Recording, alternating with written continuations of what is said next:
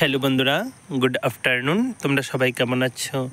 আজকে তো আমাদের বাঙালির একটা প্রচলিত নিয়ম আছে, আজকে কার্তিক মাসের সংক্রান্তি।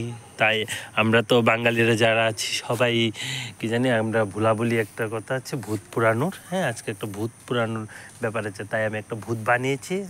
ভাবলাম না, আচ্ছা ঠিক আছে তোমাদের মধ্যে শেয়ার করি। বানানোর সময় দেখাতে পারলাম না, দেখো এখন এই যে বানিয়েছি ভূতটা। এই দেখো ভূতটা বানিয়েছি, এটা সন্ধ্যার সময় পূর্ব। এই দেখো ভূতটা, এই দেখো ভূতটা, ঠিক আছে। বন দিয়ে এটা বন্ধে এই দেখো বানিয়েছি ভূতটা। সন্ধ্যার সময় এটা আগুন লাগিয়ে পুরানো হবে। আচ্ছা, আর আরেকটা জিনিস আছে, এখন এটাকে আমি বাড়িতে নিয়ে যাচ্ছি, ঠিক আছে।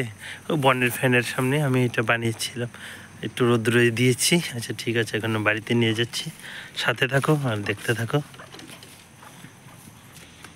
আর দেখো, আর এখন এটাকে আমি একটা মালা পরিয়ে দেবো। মালাটার মধ্যে মাছি, মশা, উলু সবই আছে। এই দেখো মালাটা আমি পরিয়ে দিচ্ছি। দেখো, এই দেখো বন্ধুরা, আমি এটার মধ্যে মাছি, মশা, উলু সবই দিয়েছি।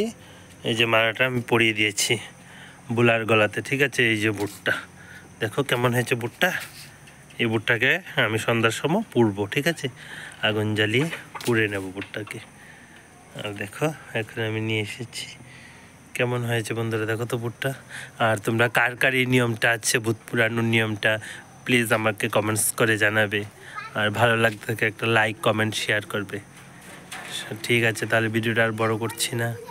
সবাই ভালো থাকবে, সুস্থ থাকবে, দেখা হবে নেক্সট আর একটা ভালো ভিডিওতে। বাই।